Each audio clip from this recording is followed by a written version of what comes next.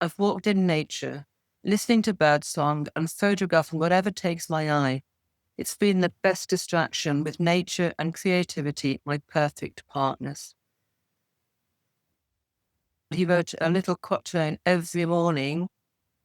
Lems to say, "How do you do it?" said Night. "How do you wake up and shine?" "I keep it simple," said Light, "one day at a time."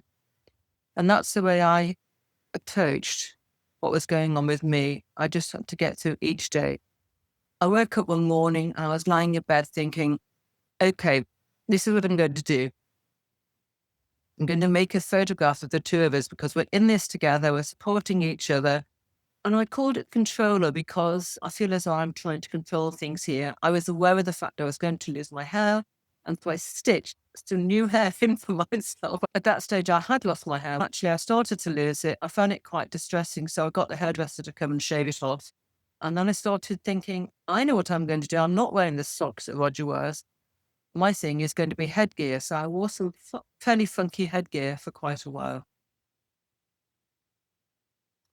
I don't need lots of likes on Facebook. I don't need clapping hands on Instagram. I was just amusing myself, and that was enough for me. But when I look back at this picture, I thought, oh, that's quite symbolic, isn't it? At this stage, I was starting to lose my hair, and that's why it was attached to my foot, presumably, because it probably come off the carpet. But I thought, no, I'm not going to fiddle with him. I'm just going to leave the photograph alone because that's how it wants to be. Lost my perfection. I love it. I live in perfection.